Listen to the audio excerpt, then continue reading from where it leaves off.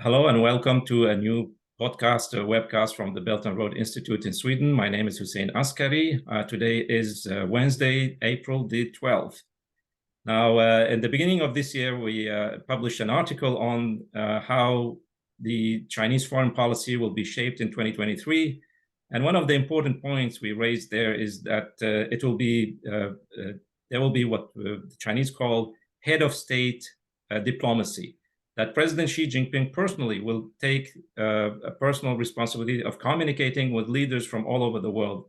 And it has been happening every week. President Xi Jinping is meeting with one or sometimes two heads of state. But the most recent one, which brought also a lot of discussion into Europe, is the summit meeting with the president of France, Emmanuel Macron, who visited China from the 4th to the 7th. Of April, and it was a very comprehensive meeting, and also President Macron and Xi Jinping personally met for about 8 hours in total, which reflects the interest in establishing a so-called man-to-man personal relationship. Now, to discuss the importance of this visit and other issues that has surrounded this trip, I'm very honored to welcome from Paris, Mr. Jacques Cheminade. He's the president of Solidarité et Prorgés. It's a political party in France. He's also a three-time candidate for president of the Republic of France and a very important generation of political leaders. So welcome, Jacques. I'm very happy to have you with you, that you are taking the time to talk to us. Thank you very much, Hussein Askary. Thank you. Well, first of all, there was a lot of discussion, especially about what President Macron had said on the way back from China. There was a lot of controversy, but let's first get your impression of this trip, how important it is, and what could be the implications for that. Let me say first a few things that have not been said in the press. First thing is what happened before. It's a deal between Total for exports of LNG gas from the Emirates to China. And Total approved a deal in yuans. So you have for the first time a company from a Western country dealing in yuans with a Chinese company. It was done through a complicated organization. It was done, this export of gas was done through the Chinese Shanghai market. So it's something out of the mainstream, which happens usually. The second thing is what's going to happen after the Macron visit to China. It's Lula visit to China. So Lula is going to... President of Brazil, yes. President of Brazil, and he's going to be in Shanghai for the inauguration of Dilma Rousseff, the former Brazilian president, the head of the new development bank of the BRICS. So if you look at the trip of Macron from above, you have to take these two things into consideration. What Macron said, which is very interesting and what the whole press reacted to, he said that France and Europe should not be carried away in a sort of confrontation between the United States and China. That's the first thing he said. So it was Ursula von der Leyen, who accompanied him, played the tough cop in that situation. And she said that China should refrain from intervening in Taiwan. She said that China should not export weapons to Russia. And Xi Jinping was quite blunt on this. He told her that basically nobody tells China what it has to do. Macron played in a different way. He said that Europe needs an autonomous policy. He did not say independence. He said an autonomous policy towards what's happening in the world and towards, in particular, the United States. And he said in a quite blunt way in the airplane, and this was cut by the Élysée Palace later, he said that France should play a role neither on the side of the United States nor on the side of China, being nonetheless allied with the United States, but in the old Gaullist tradition, should tell the truth to the United States when it disagrees with its policy. So that's a very interesting development. Michele Geraci, the Italian that knows very well China, has stressed the positive input of this Macron visit. The other thing is that he spent 6 hours alone with Xi Jinping, most of the time with only the two translators. So that's quite exceptional. And also, he spent 2 hours together with Ursula von der Leyen, only 2 hours. And Ursula von der Leyen raised questions that Macron after corrected. Myself, I had intervened on CGTN to warn against the presence of Ursula von der Leyen and saying that she had this common declaration with Joe Biden on March 10, saying that China is not only a competitor defined in terms of mere competition, but is a competitor as a strategic competitor. Strategic rival, I think. A rival. Yes. To say a rival in English, yes. Same word in French. A strategic rival.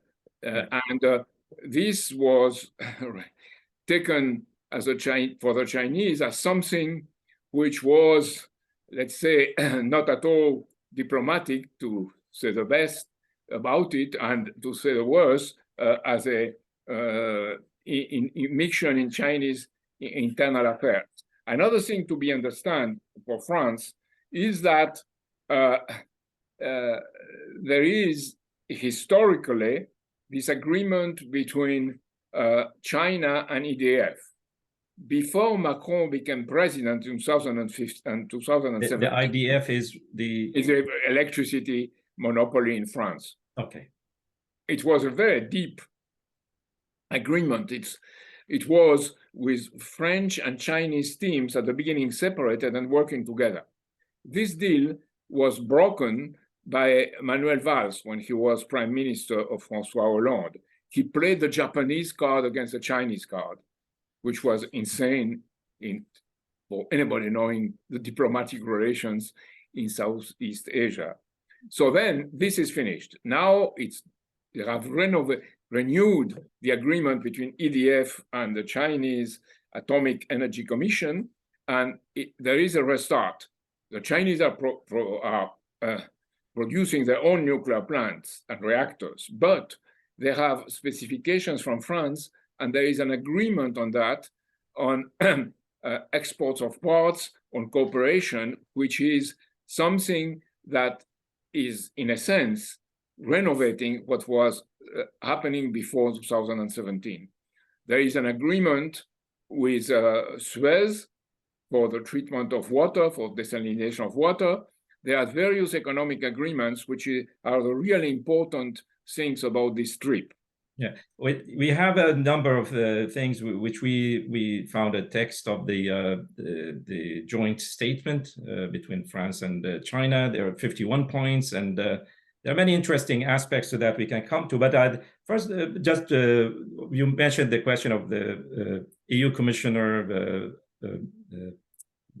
von der Leyen being there, but it looked like a distraction. But also, before she went to China, she made this speech at the Mercator, the Institute, and it was quite a mixed bag of things. But it was a bit insulting in a sense for the Chinese. But then you have this France as a more or less independent nation. Now, I would like to ask about this idea of strategic autonomy. What is the history of that? I think if it goes back to Charles de Gaulle, about the way of France being treated as a sovereign nation and other nations.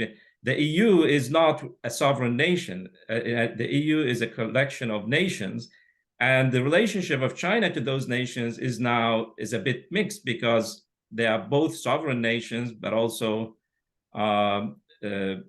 one alliance, so to speak, and that creates a bit of complexity, especially if you have politicians like von der Leyen on the top, who would toe the line of the transatlantic alliance rather than having a normal relationship to China.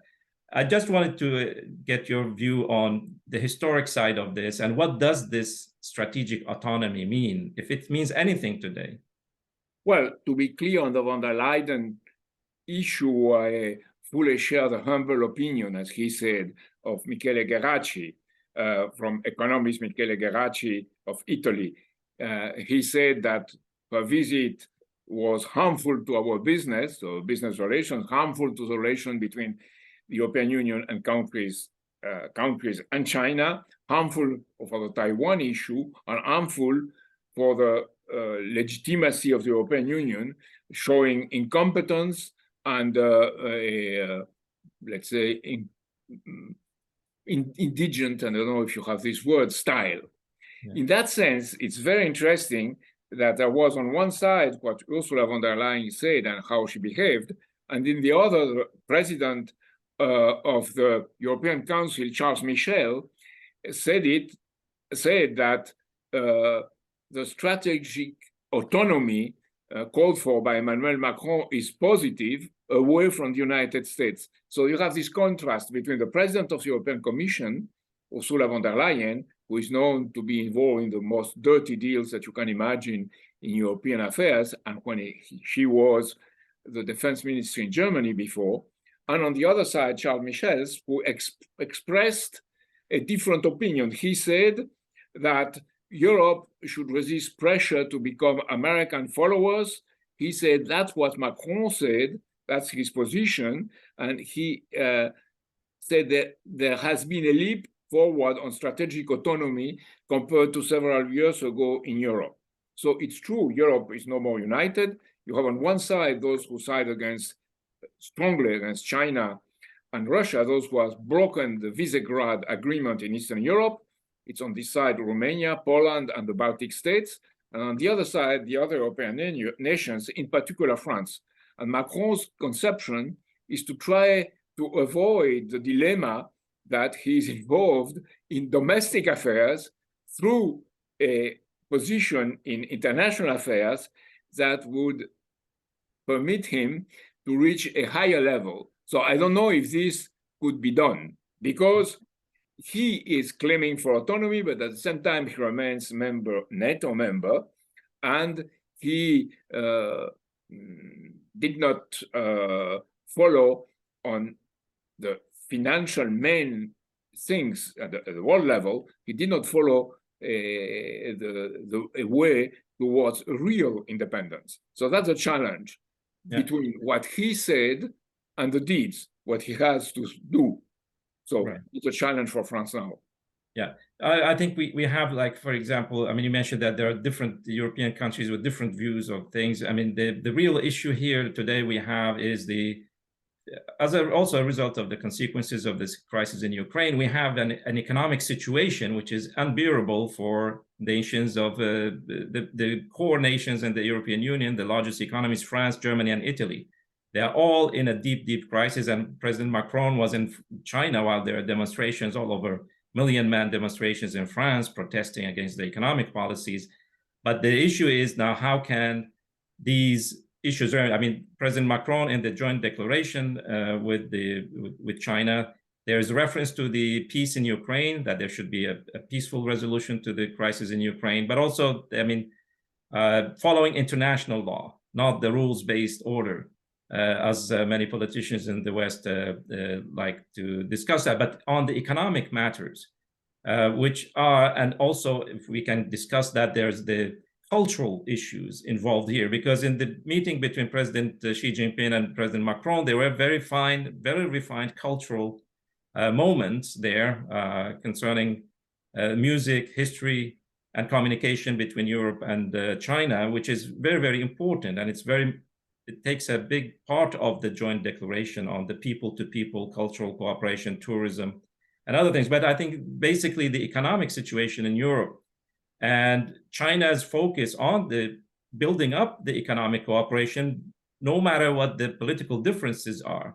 One of the major items in the joint declaration is the purchase of 160 Airbus airplanes, also the building of a Airbus assembly line in Tianjin in China, and also many other trade and economic cooperation agreements. So how do you think is the economics will overcome the political differences? Is there a pragmatic approach by the core nations of Europe, France, Germany, Italy, but from your standpoint in France? And Spain, don't forget the visit Pedro Sanchez on this issue. Exactly, yes.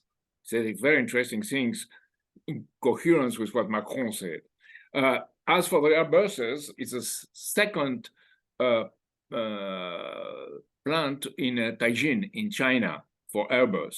So it's very important because you have this aerospace cooperation between France and China. It's not only Airbuses, but it's also a matter of satellites, control of the oceans, and control of the outer space also. So there is a cooperation in this sector, which is absolutely key because it's the most advanced sector. What you said before is also key because there is this cooperation established between the Castle of Versailles and the Forbidden City to have an exhibition in China about the French and Chinese history and how there could be a convergence, not only a coincidence of the opposites, but something in common historically, what Leibniz stressed many times when he was inspiring the French Academy of Sciences in the 17th century, this Novissima Sinica writing. So you have also, for example, the cooperation for certain shrines or certain tombs in China between the French and the Chinese. So, and the Chinese in some cooperation with the Notre Dame rebuilding in France. So you have all these exchanges. You have the exchanges in the most advanced sector on one side, and the other side on how historical monuments and representing our history from the past. And it's very important for China, which with Marxist, with Chinese characteristics, the 5,000 years of history of China recognized by a Western country like France. So I think this is a very important thing. Another thing to say that the most, let's say, realistic aspect is that you have in a French newspaper a comment on the visit saying that it has to be recognized, you like it or not, that there is a motion towards the global south and a global majority of countries. And that if we continue behaving the way we behave in the West, Beijing is going to marginalize the West. So we have to make another choice. And the second thing it said is that some thought like the stupid, I'm sorry to call him that way, but the stupid French minister Bruno Le Maire, who said we will bring Russia to its knees. In fact, what they say, and this intelligence and the comprehend how the French elites understand the situation from an intelligence way. They said Russia was only, before the war in Ukraine, was only 1.1% of the world gross national product. Now it produces oil, gas, nuclear energy, weapons, and wheat. And what makes for Russia the strongest organization for a war economy? So that's a reaction of the French towards that. So they see this development, they are conscious of it, the French elites, and they like it or not, they try to take a position into that. The key thing will be the attitude towards Africa.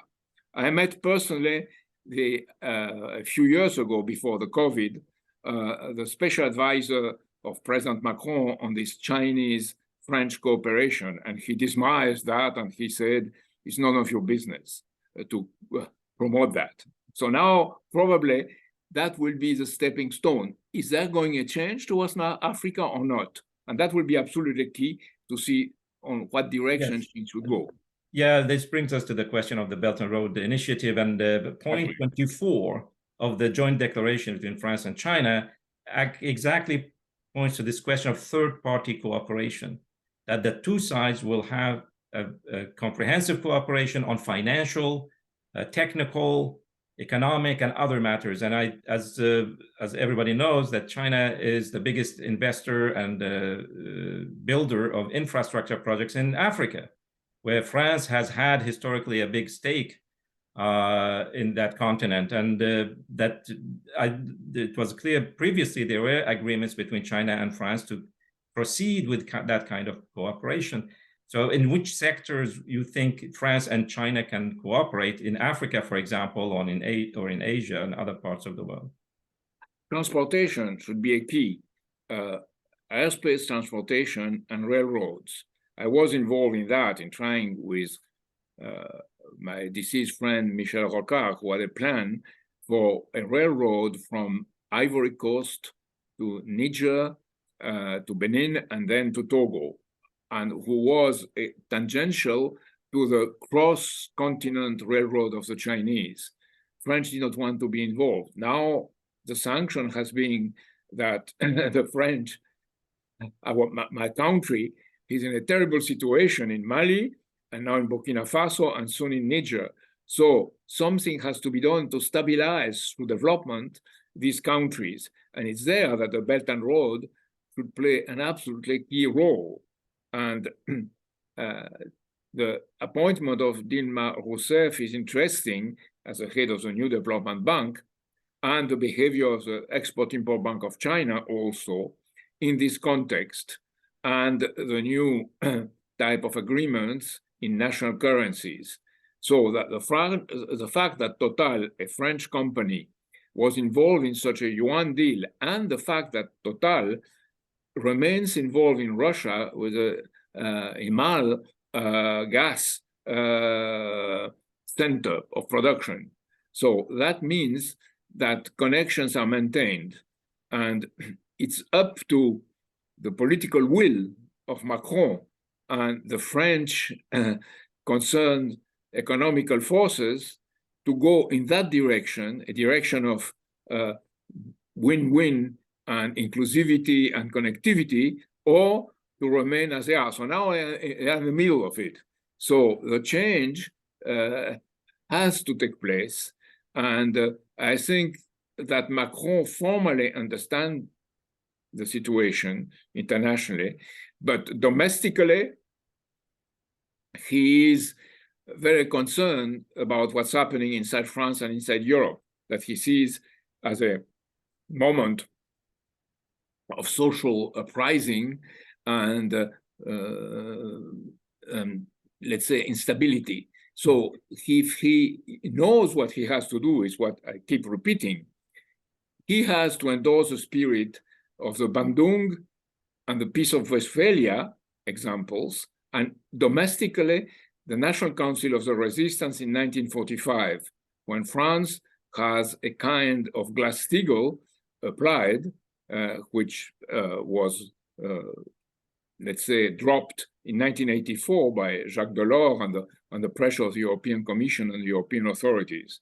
So that's a moment of decision, I think, and now we are entering really in this moment of decision. Yeah, you are referring to the financial and banking crisis, which is predominant in the transatlantic region in the United States. We saw the recent crisis in some banks, but also in Europe, we have a banks, the Swiss bank was just taken over by the state. And so that's what you are referring to in terms of reforming the financial sector and orienting it towards the physical economic aspect of things, which you have been involved in this for many years. Confronted with the collapse of the Western financial system, there are only one alternative, either war, and this system is conducting towards a policy of general rearmament, which is extremely dangerous, and we stressed it many times with the Schiller Institute, could lead to a nuclear war, or the other side of the alternative would be a new architecture for stability, security, and common development. And this is the challenge. France has not made the choice. It tries to go in some direction and another. I think the issue of Africa I mentioned would be key. Also the issue of Ukraine. What are we doing to offer to Ukraine an alternative? It means reconstruction, and it means that we shouldn't try to involve Ukraine into NATO or the European Union, which is one and the same thing at this point. And France has to be independent on this issue. That will be the other point that will be key to see in what direction our country is going. And you have these two challenges, which are in fact a one. And what we defend in the Syrian Institute, with the coincidence of the opposites, should be exactly what should inspire the Chinese, European, and mainly with European countries, not European Union as it is. It's impossible to work with that, what de Gaulle would have called machin, this thing. So no, it has to be with each European country connected to China together with a policy of sovereignty, what Helga Zepp-LaRouche emphasized in the first of his 10 points, sovereignty, and connected to hope, to what is the concept of that human beings are created to do the good, are capable to do the good, have this capacity. And when there is not this goodness, it's evil that happens. So in this situation, it should be understood that we are on the razor's edge between the two things, and France has to make the right decisions. Right. You mentioned the Schiller Institute. I'm aware that you will be participating in a weekend conference to address all these matters of global security, the strategic crisis, the threat of nuclear war, but also the solutions to this whole crisis in terms of economic cooperation, cultural cooperation, civilizational cooperation. And I think in this context, it's interesting that, I mean, we have written about the Chinese Global Security Initiative, but also the Global Civilization Initiative. Can you tell us a little bit about, and our audience, about this conference, which will be held this weekend, and what are the goals of that? Well, it's what conditions should we reach to have peace instead of war at the world level? It seems very ambitious, but it's exactly like that things are on the table at this point. There is no other way to escape from that. The conference would mean to think about the 10 points raised by Helga Zepp-LaRouche, 10 principles, together with 12 points of the peace program from the Chinese, which are principles. It's not a peace program which is criticizing the West, saying there is nothing specific. It was not meant like that. It's also based on principles. And Sergei Lavrov, the Minister of Foreign Affairs of Russia, also said that the future of the world should be defined by principles. So it's to come back to the issue of principles and then establish a new architecture, financial and security architecture, according to these principles. And the discussion will be from various leaders from the whole world and experts around the steps to be taken to reach that situation. I will try to speak about the conception of what human labor is necessary and what conception of human labor is now necessary. Not human labor as something you are paid for because you made an effort, but something that you make for your whole life as something related to these universal principles of world development. And I always remember, and this is, I think, it's a good, it's a best thing to think about, is when once our friend or our inspirer, Lyndon LaRouche, said, the American economist Lyndon LaRouche said, he was asked, what is your secret for everything you do in all areas? And he said, work, work, and work.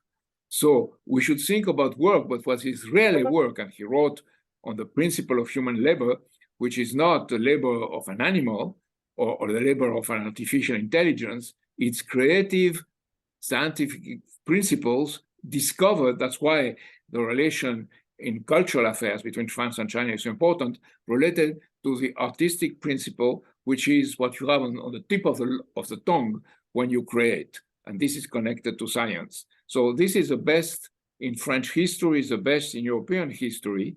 And we have, instead of having fallen back since the 1950s into something else, which is the oligarchical principle, the British oligarchical principle, we should go back to what inspired us, which is the Judeo-Christian culture and the Greek culture, connected to what happened in whole the Muslim world and in China.